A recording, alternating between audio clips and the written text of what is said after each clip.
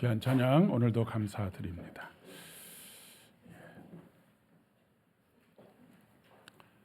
점점 소리가 기름지고 단단해져서 참 마음이 기쁘네요. 하나님께서 더욱더 귀한 영광으로 받으실 줄을 믿습니다. 한 주간 평안하셨습니까? 예. 날씨가 추웠다 조금 풀렸다 계속 반복하고 있네요. 앞으로 2주 정도 후에 한 16일 정도 후에 2월 4일이 입춘입니다. 입춘이 지나고 나서도 추위와 또 날씨가 풀어짐이 반복되기는 하지만 그래도 봄이 시작된다라고 생각하니까 마음이 좀 따뜻해지는 것 같은 그런 느낌이 듭니다. 여러분, 봄이라고 하는 단어가 어디서부터 왔는지 혹시 알고 계십니까? 봄이라고 하는 단어는 보다라고 하는 그 동사로부터 왔다라고 하는 말을 합니다. 도대체 뭘 보는 것이 봄인가? 싹이 트는 것을 잘 관찰하게 되는 계절, 그리고 새로운 것을 보는 계절, 이것이 바로 봄이라고 하는 것입니다. 그러니까 봄이 왔다라고 하는 것은 싹이 트고 단단하게 얼었던 그 땅, 아무것도 자라지 않을 것 같은 그 땅, 아무런 희망도 보이지 않는 그곳에서 이제 다시 희망을 보게 되는 것, 이것이 봄이다라고 하는 것입니다. 그러면 보다라고 하는 것은 어디로부터 시작이 될까요? 어떻게 시작이 될까요? 우리가 무엇인가를 보게 되는 것은 빛이 있어야만 보게 됩니다. 아침에 집안이 깜깜하게 모든 불이 다 꺼져 있는데 새벽에 일어나서 새벽 기도를 준비하려면 반드시 필요한 것이 있습니다. 빛이 필요합니다. 그러니까 봄이라고 하는 것은 바로 빛으로부터 시작이 된다라고 이야기할 수가 있겠습니다. 칠흑같이 어두운 곳에서는 보는 것이 불가능합니다. 빛이 있어야지만 우리가 무엇인가를 볼 수 있습니다.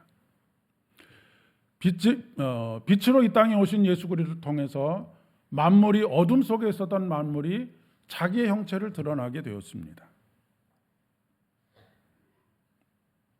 감추어져 있던 것들이 드러나게 된 것이지요.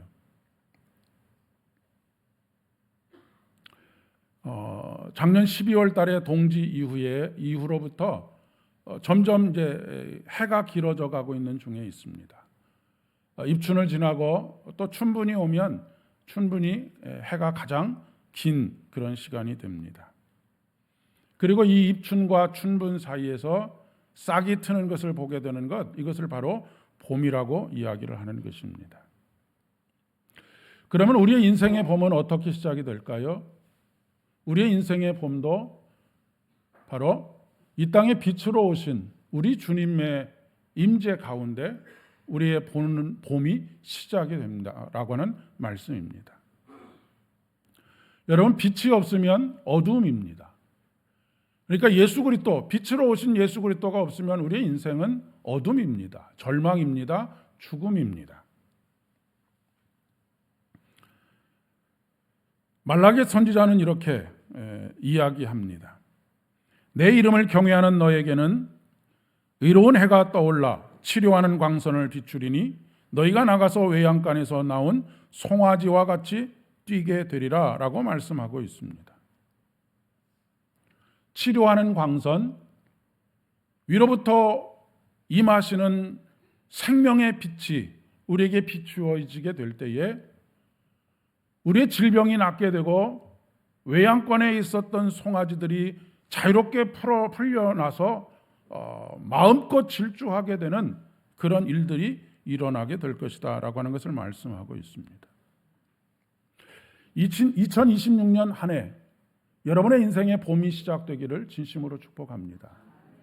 그러기 위해서는 빛으로 이 땅에 오신 예수 그리스도를 만나야 되지 않겠습니까?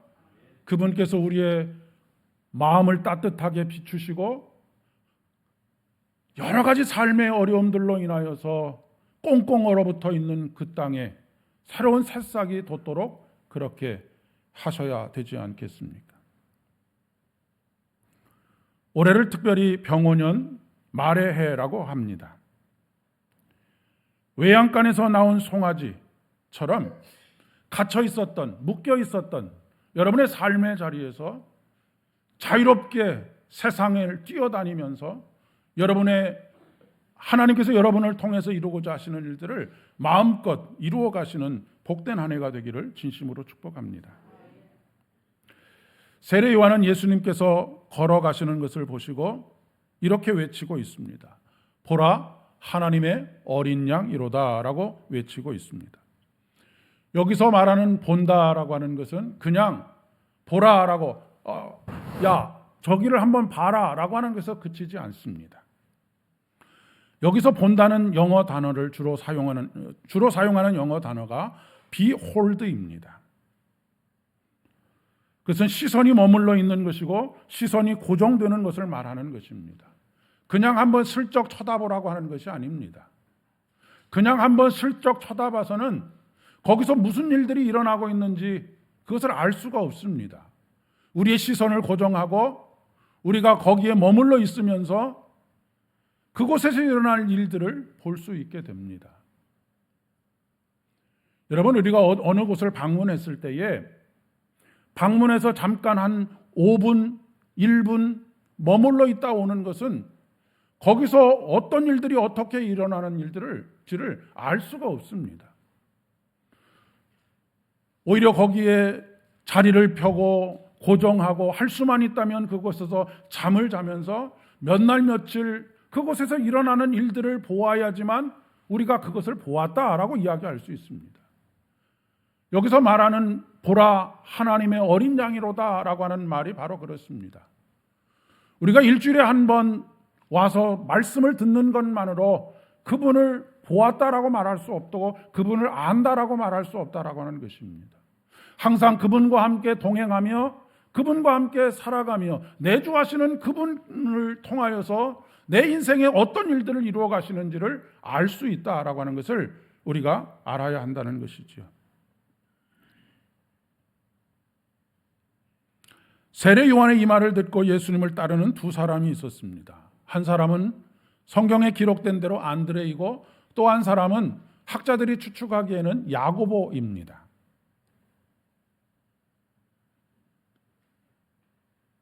따르는 그들에게 예수님께서 말씀하시죠. 무엇을 구하느냐라고 물으십니다. 그랬더니 이 두 사람이 선생님 어디 계십니까? 라고 되묻습니다. 그러자 예수님께서 뭐라고 그들을 초청하십니까? 와서 보아라 라고 초청하십니다. 와서 뭘 보라는 것입니까? 내가 어떻게 사는지를 보라는 것입니까? 아니면 내가 자랑할 것이 있는데 이것을 와서 보라는 것입니까? 그렇지 않습니다. 네가 나와 함께 거주하면서 나와 함께 동행하면서 내가 하는 일들을 보라라고 하는 것입니다. 그리고 내가 하는 일들을 보면서 내가 누구인지를 깨달아라 라고 하는 그런 초대의 말씀인 것이지요. 안드레와 야고보를 초대하셨던 그분께서 오늘 저와 여러분을 초대하십니다. 와서 보라 라고 초대하십니다.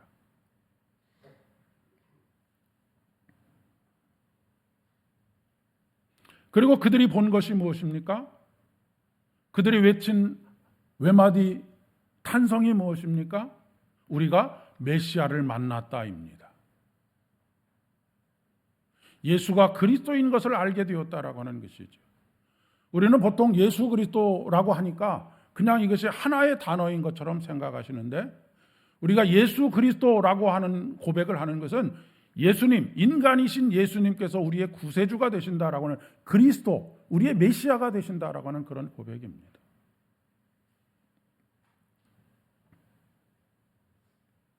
그런데 우리 시대는 들어도 듣지 못하고 보아도 보지 못하는 시대입니다. 귀 기울여 듣지 않기 때문입니다. 말씀을 들어도 깨닫지 못합니다. 눈여겨보지 않기 때문입니다. 어저께 저희 노예에 신년 교사 강습회가 고천중앙교회에서 있었습니다. 한 150명 정도를 예상을 했는데 230명 정도가 와서 굉장히 크게 당황을 했습니다. 왜냐하면 점심을 해결해 줘야 되는데 80명이 더 와서 점심을 어떻게 해결할까? 그래서 막 급하게 수소문을 해가지고 그 부근에 있는 한식 뷔페를 찾아서 그분들을 이제 가서 80명은 그쪽에 가서 식사를 하시도록 그렇게 했습니다. 제가 광고를 했지요. 아주 디테일하게, 자세하게, 정확하게 몇 번을 강조해서 말씀을 드렸습니다. 그런데 어떻게 됐을까요? 밥 먹는 시간에 우리 어디로 가야 되느냐라고 묻는 사람이 태반이었습니다. 왜요? 광고를 귀 기울여 듣지 않았기 때문입니다. 여러분, 귀 기울여 듣지 않고 밥을 못 얻어먹고 가면 강의가 아무리 좋아도 그렇지 않습니까? 우리가 어디 결혼식에 가도 밥 못 먹고 오거나 그러면 짜증이 막 올라옵니다. 이게 가장 중요한 이야기 아닙니까? 민생고를 해결해 줄 수 있는 가장 중요한 이야기인데 그냥 흘려들은 것이죠. 우리가 삶을 살아가면서도 그런 식으로 살아갑니다. 몇몇 분들이 웃고 계신 분들이 계신데 제가 여기서 아무리 주일날 광고를 해도 언제 그런 얘기를 했냐라고 나중에 되묻는 분들이 적지 않게 계십니다. 여러분, 광고 시간에 정말로 중요한 이야기들이 많이 됩니다. 그러니까 광고 시간을 귀 기울여서 잘 들으시기 바랍니다.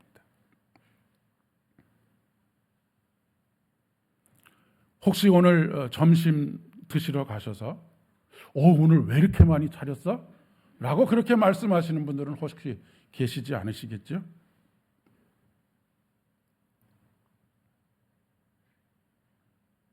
우리의 삶의 현장 곳곳에 하나님의 나라가 임하고 그곳에서 하나님께서는 쉬지 않고 일하고 계십니다. 감추어졌던 그분이 우리의 영안이 열려지고 우리가 새롭게 보게 될 때에 하나님께서 일하시는 것을 보게 됩니다. 그런데 이 볼 수 있는 눈이 없으면 내 삶의 현장에서 일하고 계시는 하나님을 볼 수가 없게 됩니다. 그러면 좌절하게 되고 절망하게 되고 낙심하게 되는 것이죠. 그런데 우리 하나님께서는 세상 곳곳 우리가 가는 곳마다 우리가 날개 져서 바다 끝에 가 있다 하더라도 거기까지 찾아오셔서 거기도 계시는 하나님이 바로 우리의 하나님 여호와 삼마의 하나님이십니다.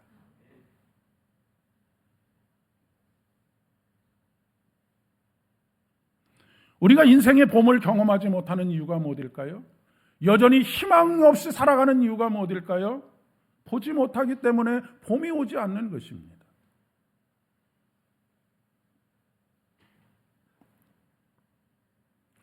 얼어붙어서 아무 일도 일어나지 않을 것 같은 그 땅에서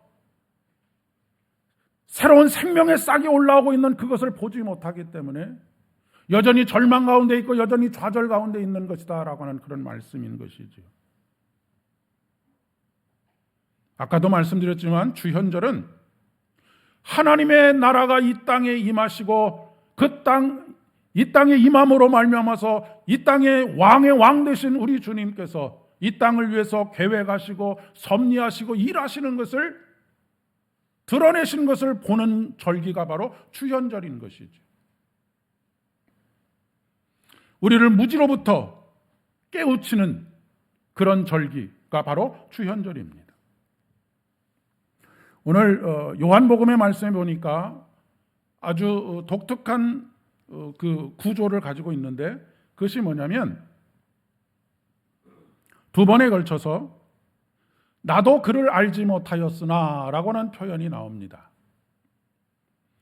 예수 그리스도께서 이 땅에 오신 것 그리고 그분이 어떤 분이시다라고 하는 것 당대의 가장 위대한 선지자였던 세례 요한조차도 예수가 그리스도인 것을 알아보지 못했다라고 하는 말씀입니다.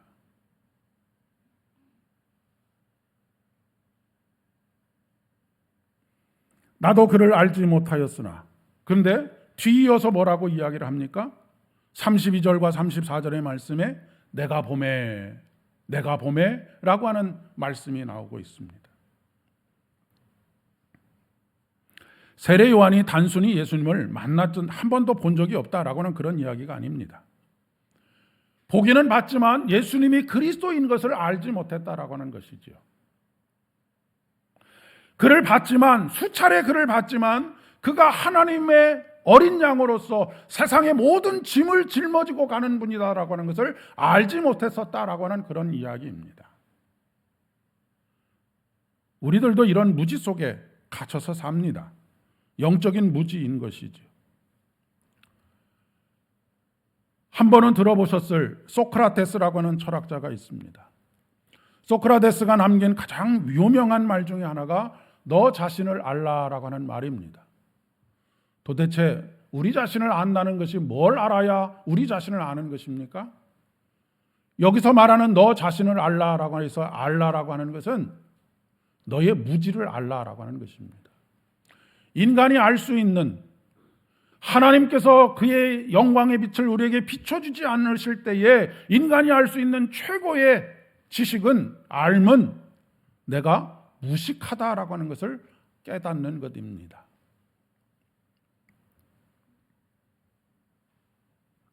우리는 하나님 없이는 우리 자신을 알 수가 없습니다. 우리를 가장 잘 아시는 분이 누구이십니까? 우리를 만드신 창조주 하나님이십니다.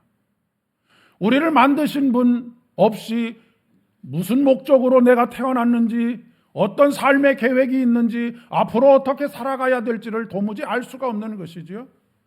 그런데 창조주 하나님을 만나게 될 때, 그분이 우리를 만나주시고 깨닫게 하실 때 우리는 우리의 삶의 목적이 무엇인지를 알게 되고, 그분이 우리의 삶에 어떤 계획을 가지고 계시는지를 알게 된다는 말씀입니다. 그러니 하나님 없이 살아가는 인생은 무지한 인생입니다. 그 무지의 절정이 무엇입니까? 내가 죄인인 것을 알지 못하는 것입니다. 내가 죄인인 것을 알지 못하기 때문에 자기 마음대로 살고 마음대로 행동하고 교만하고 이렇게 되는 것이죠. 그런데 하나님의 영광의 빛이 비춰올 때에 나의 모든 것들이 다 드러나게 됩니다. 그리고 내가 알 수 있는 오직 유일한 한 가지는 나는 죄인이다라고 하는 것을 알게 되지요. 나는 죄인이다라고 하는 것을 알게 될 때 우리는 그분에게 기도할 수 있는 단 한 가지의 기도의 제목이 있습니다. 그것이 무엇이냐면 나를 불쌍히 여겨달라고 하는 것입니다. 나를 불쌍히 여겨달라고 하나님 앞에 간구할 때에 그분께서 한없는 은혜로 우리를 사랑으로 덮어주시고 의롭지 않지만 우리를 의롭다 칭하여 주십니다. 우리의 의로움 때문이 아니라 그분의 의로우심으로 우리를 의롭다 칭하여 주시는 것이죠.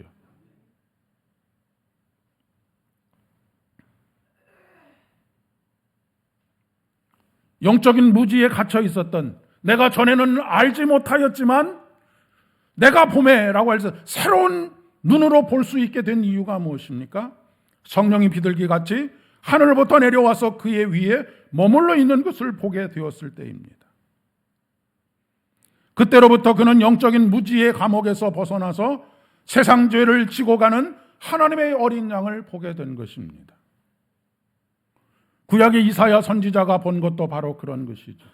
민족은 바람 앞에 있는 등불과 같았습니다. 나라는 완전히 멸망하고 다시는 일어날 수 없는 것과 같은 절망적인 상황 속에 있었습니다. 그러나 그는 이 성령의 감동하심 속에서 하나님께서 보내주실 하나님의 어린 양 메시아를 보게 된 것입니다. 그 메시아를 선포했고 그 메시아를 선포하는 가운데 수많은 이사야의 글 중에는 희망을 이야기하고 하나님께서 여전히 일하고 계시다라고 하는 것을 전하고 있는 것입니다. 오늘 안드레와 야고보가 우리가 주님을 만났다라고 할 때 이 만났다라고 하는 단어가 헬라어로는 휴레카멘입니다. 찾았다, 내가 이제는 알았다, 내가 이제는 만났다라고 하는 그런 의미를 가지고 있습니다. 일반적으로 사회에서 쓰이는 단어 중에 유레카라고 하는 단어가 있습니다. 무엇인가를 알지 못했던 것을 깨달았을 때, 무엇인가를 발견했을 때 외치는 외침입니다. 이 유레카라고 하는 말이 나오게 된 유래가 있는데, 고대 시칠리아 섬에 시라쿠스라고 하는 왕이 있었습니다.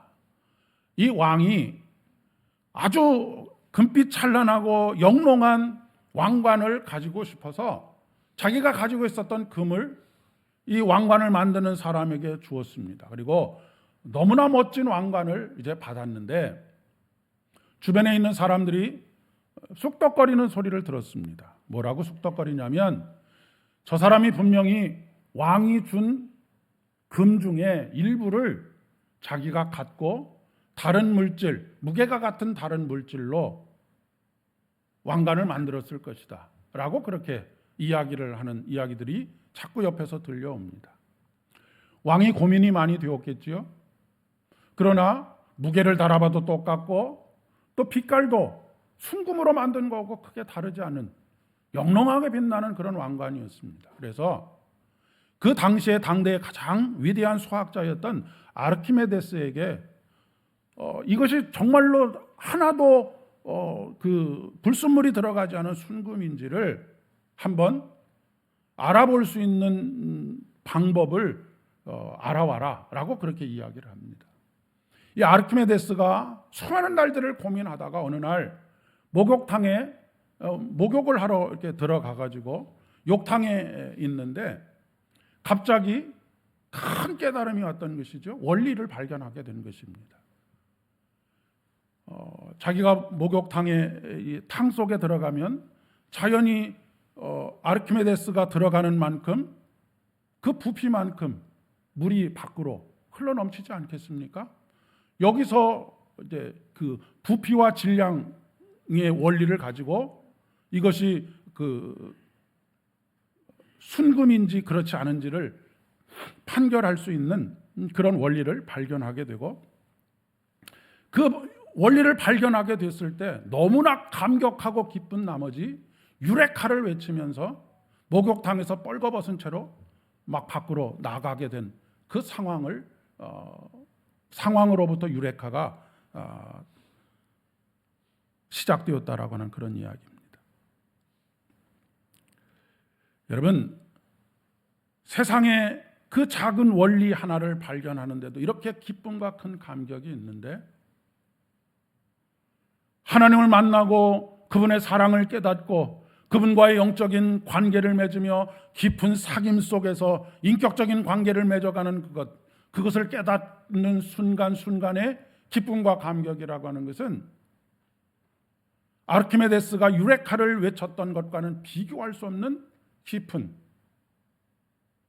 은혜가 있는 것입니다.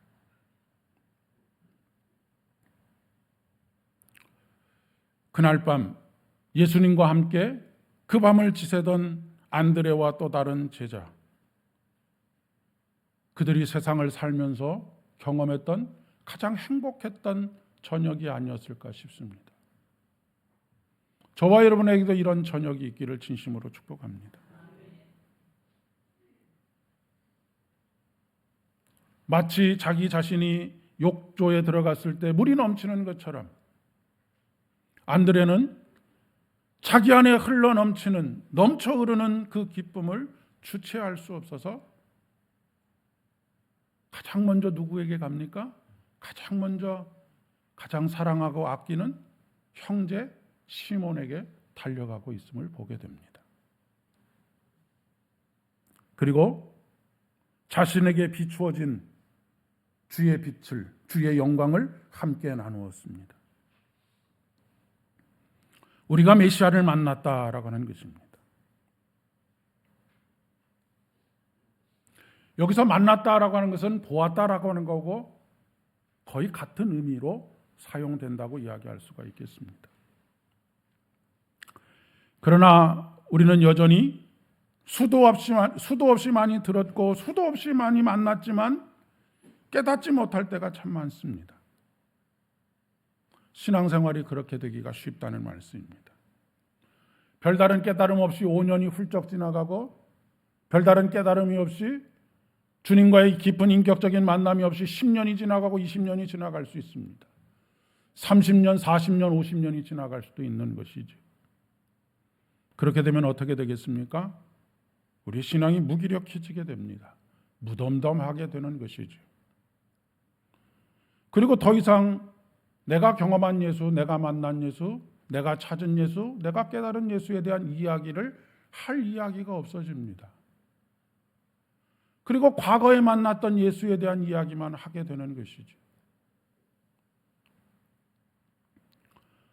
제가 미국에 살면서 이민교회의 성도들의 특징 중에 한 가지가 미국에 이민 온 해에 생각이 머물러 있다라고 하는 것입니다. 1980년도에 이민을 왔으면 1980년도의 사고를 가지고 삽니다. 우리의 신앙이 그렇게 될 가능성이 굉장히 많다는 것입니다.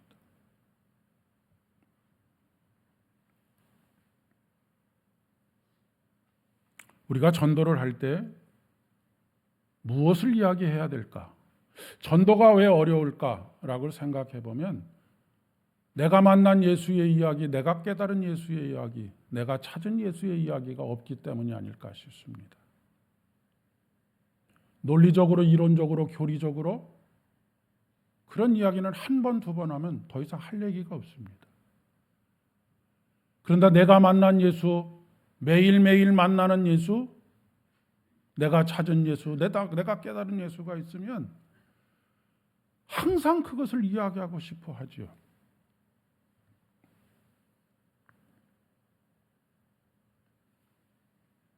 가장 부러운 사람들이 우리 특히 이제 젊은 층의 여자분들, 뭐 나이 드신 분들도 마찬가지겠죠. 전화로 2시간, 3시간 막 이야기하고 자세한 얘기는 언제? 만나서 얘기하자. 우리 신앙이 그랬으면 참 좋겠다 생각됩니다. 전화를 걸어서 내가 가장 아끼는 사람에게 전화를 걸어서 막 내가 만난 예수, 내가 찾은 예수, 내가 깨달은 예수, 그 예수의 이야기들을 2시간, 3시간 하다가 더 자세한 얘기는 우리 만나서 합시다. 주일날 만나서 다시 얘기합시다. 이런 우리의 삶이 되면 얼마나 에너지가 넘치겠습니까?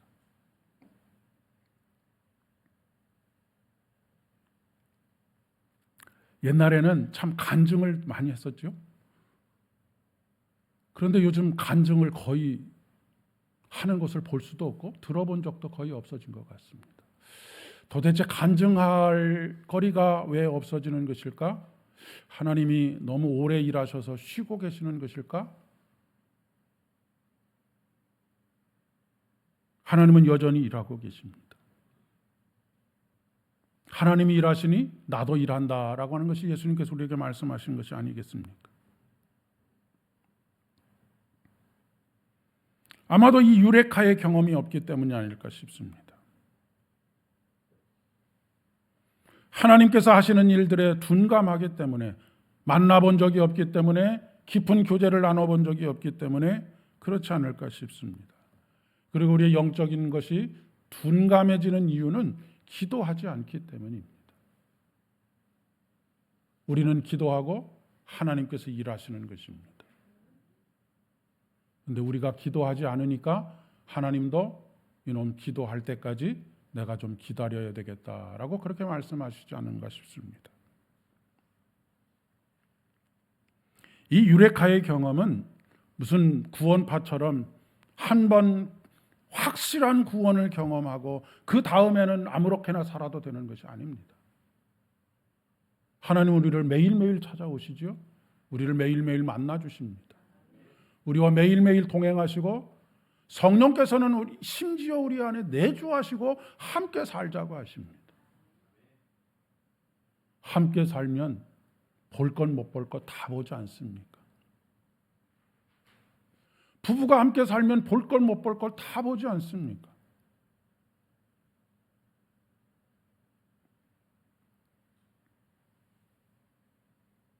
매일매일 이 깨달음의 일들이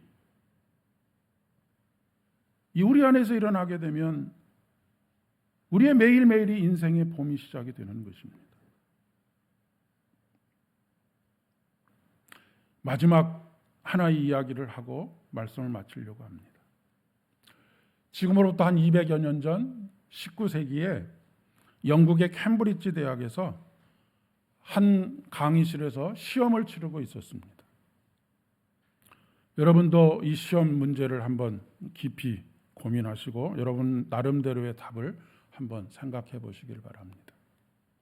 시험 문제가 뭐냐면 물이 포도주로 변한 사건에 대해서 설명하라라고 하는 주제였습니다. 2시간 동안 그 강의실 안에 있었던 수많은 학생들이 머리를 쥐어뜯으면서 이거를 도대체 이 불가능한 일을 어떻게 논리적으로, 이론적으로 설명할 수 있을까? 고민하면서 써내려가지 못하고 있었습니다. 그런데 반에 한 학생이 아주 멍한 표정으로 창밖을 바라보면서 그렇게 시간을 보내고 있었습니다. 이 감독관이 생각하기를 저 녀석이 시험 공부를 전혀 하고 오지 않아서 단 한 줄도 쓰지 못하고 있구나 라고 그렇게 생각을 했는데 거의 시간이 다 되어갈 때에 이 학생이 정말 한 줄을 딱 쓰더라는 것이죠. 그래서 감독관이 너무너무 궁금해서 도대체 이놈이 뭐라고 답을 썼을까? 보통 요즘 애교 있는 학생들은 교수님 살려주세요. 이런 글을 쓰기도 합니다. 그런데 그 답안지에 쓰여져 있던 한 줄이 뭐냐면 물이 그를 창조한 주인을 만나니 얼굴이 붉어졌더라라고 하는 말이 쓰여져 있었다라고 하는 것입니다. 이것이 영국의 가장 위대한 낭만파 시인 중에 한 사람인 바이런의 시입니다. 사랑하는 여러분, 2026년 여러분의 인생의 봄이 오기 위해서는 물로 포도주를 만들기 위해서 머리를 쥐어짜고 노력을 하고 이렇게 섞어보고 저렇게 섞어보고 동분서주하면서 달려 여기저기를 막 이 사람한테 묻고 저 사람한테 묻고 이 사람의 도움을 받고 저 사람의 도움을 받고 그래서 물이 포도주가 되는 것이 아닙니다. 뭐라고요? 물을 창조하신 창조주를 만났더니 그의 얼굴이 붉어졌더라라고 하는 것입니다. 우리가 주님을 만나게 될 때 우리는 주님의 일하심을 보게 될 것입니다. 일하심을 보게 될 때 생명의 기운을 느낄 수 있게 될 것이고 그것이 비로소 우리 인생의 봄이 될 것입니다. 2026년 한 해는 지난해까지는 그렇게 하지 못했다 할지라도 동분서주하던 것을 멈추시고 나를 만드신 우리 주님을 만나고 그로 인해서 우리의 얼굴이 붉어지는 얼굴에는 웃음이 가득하고 입술에는 찬양이 넘쳐나는 복된 인생이 되기를 진심으로 축복합니다. 기도하겠습니다. 아버지 하나님 은혜를 진심으로 감사드립니다. 오늘도 주님을 만나게 하시고 그저 듣는 것에서 그치지 않고 만난 것에서 그치지 않고 주님과의 깊은 교제 속에서 주님이 하시는 일들을 보게 하시고 생명의 싹이 트고 있는 것을 발견하게 하시고 그 안에서 희망을 발견하며 우리 인생의 봄을 노래할 수 있도록 도와주시니 감사드립니다. 우리의 삶의 구체적인 자리에서 이 하나님을 이곳저곳에서 발견할 수 있도록 우리의 영안을 열어 주시옵소서. 예수님의 이름으로 간절히 기도드립니다. 아멘.